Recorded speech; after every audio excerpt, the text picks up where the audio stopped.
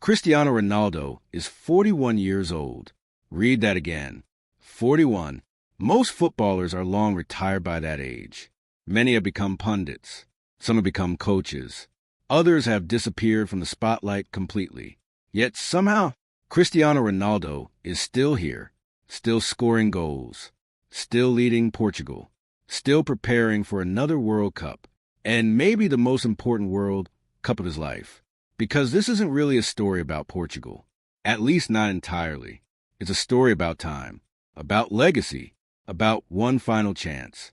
Because whether you support Ronaldo or not, whether you think he's the greatest player ever or not, one thing is impossible to deny. World Cup 2026 may be the last chapter of one of football's greatest careers. And that raises a fascinating question. Can Cristiano Ronaldo finally win the one trophy that has always escaped him? Before we go further, I've got a question for you. Be honest. If Portugal win the World Cup this year, where does Ronaldo rank in football history? Number 1? Top 3? Or does the debate stay exactly the same? Drop your answer in the comments. I'm genuinely curious because no player divides football opinion quite like Cristiano Ronaldo. And if you're enjoying these World Cup stories, subscribe to the channel because we're covering every major team and every major storyline from World Cup 2026. Now here's the strange thing. Portugal arrived at this tournament carrying more expectation than ever before. Not because of Ronaldo, because of everyone around him. Think about the squad. Bruno Fernandes, Bernardo Silva, Vitinha, João Neves, Rafael Leao, João Felix, Ruben Dias, Diogo Costa, Nuno Mendes. This might genuinely be the deepest Portugal squad ever assembled. Not the most famous, not the most iconic, the deepest. And that's why so many analysts believe Portugal are serious contenders. Some even believe they should be considered favorites. During recent discussions, several football analysts describe Portugal as more than dark horses, more than outsiders, genuine challengers, potential semifinalists, potential finalists, potential champions. And honestly, it's difficult to argue against that, because look across the pitch. Where exactly is the weakness? The defense is strong. The midfield is elite. The attack is loaded with talent. The squad depth is exceptional. On paper, this team should be competing for the biggest prize in football, but football is never played on paper. And that's where the Ronaldo question returns. Because no matter how talented Portugal are, every conversation eventually comes back to him. Is Cristiano Ronaldo helping Portugal, or is he holding them back? It's probably the most uncomfortable question in world football right now, because the answer depends on which version of Ronaldo you're looking at. Look at the qualifiers. Look at Nations League matches. Look at games against weaker opposition. And Ronaldo still looks incredible. Goals arrive regularly. Records continue to fall. The numbers remain impressive. That's why many people still consider him undroppable. Because how do you bench a player who keeps scoring? How do you tell one of football's greatest winners that his time is over? How do you remove the captain, the leader, the icon? It's not easy. And that's exactly why Roberto Martinez faces one of the hardest decisions of any coach at this World Cup. Because when the opposition gets stronger, the conversation changes. Several analysts pointed out something uncomfortable.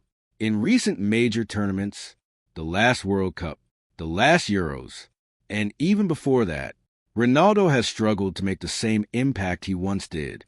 Not because his quality disappeared, because time eventually catches everyone. The explosive acceleration isn't quite the same. The pressing isn't the same. The movement isn't the same. And at the highest level, tiny differences become huge differences. One analyst put it bluntly. When Portugal start facing elite opponents in the knockout rounds, Martinez may eventually need to make a difficult decision. A very difficult decision. The kind of decision that could define Portugal's entire tournament. Because what happens if Ronaldo isn't performing? What happens if Portugal are chasing a game? What happens if younger, more mobile attackers offer something different? Does Roberto Martinez have the courage to take him off? That's the question nobody seems comfortable answering. And perhaps for good reason. Because this isn't just any player. This is Cristiano Ronaldo, one of the greatest footballers who has ever lived, a player whose influence extends far beyond the pitch, a player whose presence changes stadium atmospheres, changes media coverage, changes expectations, changes everything. That's why some people believe Ronaldo has become almost impossible to drop, not because of politics, because of reality.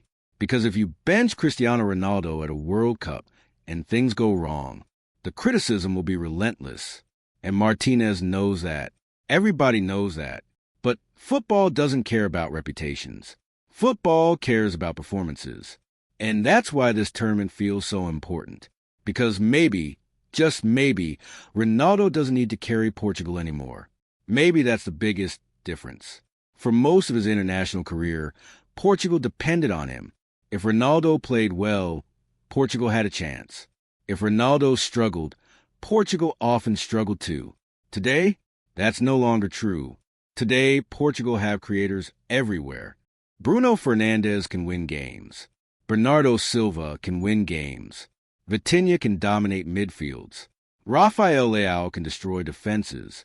João Neves looks like one of football's brightest young stars. This is no longer Ronaldo's Portugal.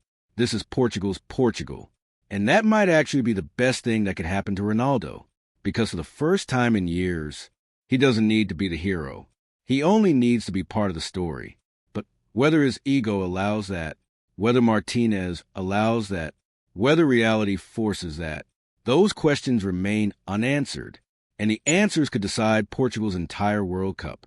Because as impressive as this squad looks, the biggest challenge facing Portugal may not be tactical.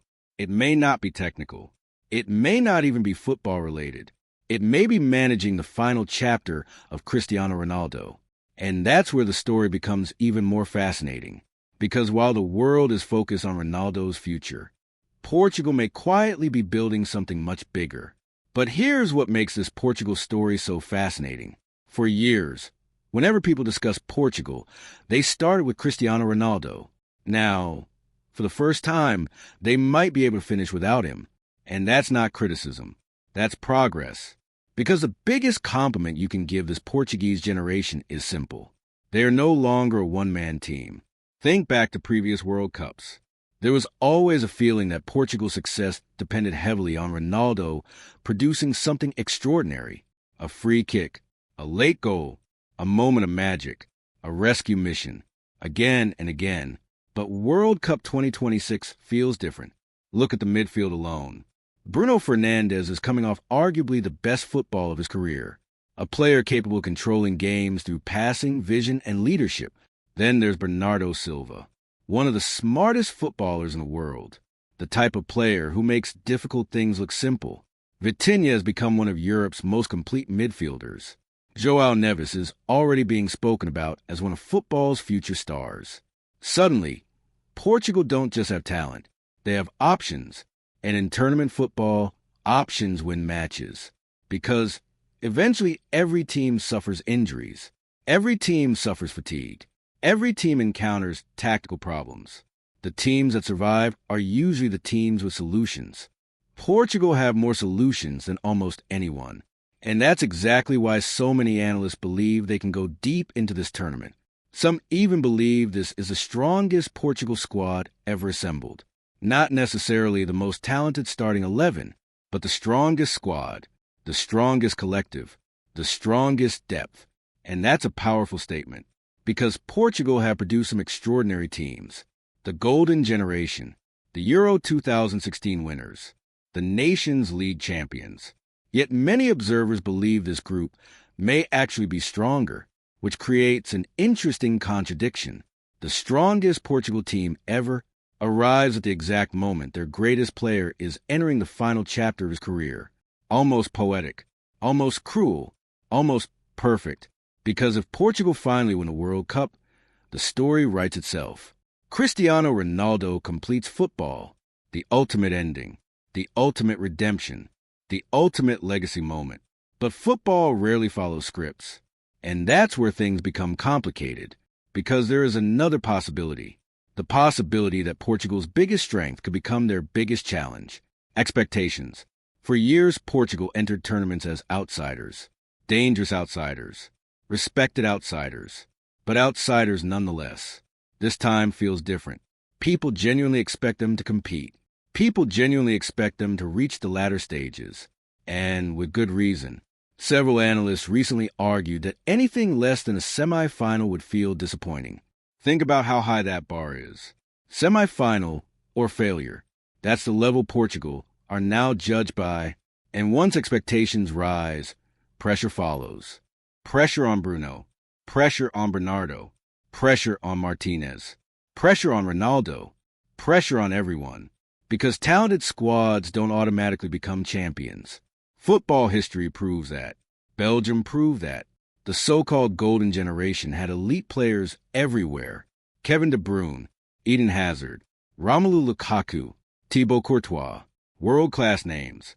World-class talent. Yet they never reached a World Cup final. Why? Because tournaments are unpredictable. Because talent alone isn't enough. Because timing matters. Momentum matters. Chemistry matters. Luck matters. Portugal know that better than most. And that's why Roberto Martinez may quietly be the most important figure in this entire story. Not Ronaldo, Martinez, because his biggest challenge isn't tactical. His biggest challenge is emotional. Can he find the right balance? Can he maximize the talent available? Can he manage Ronaldo's role without creating distractions? Can he make difficult decisions if difficult decisions become necessary? Those questions will only become more important as the tournament progresses, especially if Portugal reach the knockout rounds. Because group stage matches are one thing.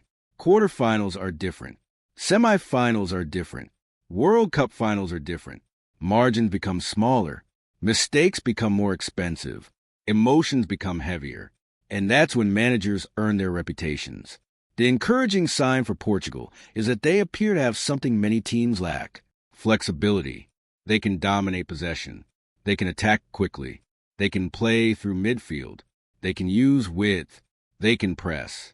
They can counter. Very few teams can adapt as easily as Portugal, and adaptability matters. Because World Cups aren't won by one system. They're won by solving different problems against different opponents. One match might require patience. The next might require aggression. The next might require survival. Portugal have the tools for all three, which brings us back to Ronaldo one final time. Because despite everything we've discussed, the tactics, the squad depth, the expectations, the manager, the reality is simple. Most people watching Portugal this summer aren't just watching a football team. They're watching a story that has lasted more than 2 decades. A story that transformed football. A story that inspired millions. A story that refuses to end. Cristiano Ronaldo has already achieved almost everything. League titles, Champions Leagues, European Championship, Nations League, Ballon d'Or awards, goal-scoring records, international records. The list is endless. Yet one trophy remains missing, the World Cup. And perhaps that's why this tournament feels different. Because nobody knows how many chances remain. Nobody knows if there will ever be another opportunity. Nobody knows if football will offer him one final miracle. That's what makes this so compelling. Not because Portugal need Ronaldo, but because football loves unfinished stories. And this is one of the greatest unfinished stories a sport has ever produced. Can Portugal win the World Cup? Absolutely. They have the talent. They have the depth. They have the experience. They have the manager. Everything is there. But the question isn't whether they can. The question is whether they will. Because somewhere between expectation and reality, somewhere between legacy and pressure, somewhere between youth and experience, Portugal must find a version of themselves capable of surviving football's hardest tournament. If they do, they could go further than ever before. If they don't, another golden opportunity may disappear. And that's why World Cup 2026 feels so important for Portugal. Not because it's their strongest squad, although it might be. Not because they're among the favorites, although they are. But because for one legendary player, this feels like the final chapter, the final challenge, the final dream. And if football decides to give Cristiano Ronaldo one last gift, Portugal might finally achieve what generations of Portuguese teams have chased for decades, the World Cup. Because sometimes the greatest stories aren't about how a journey begins. They're about how it ends.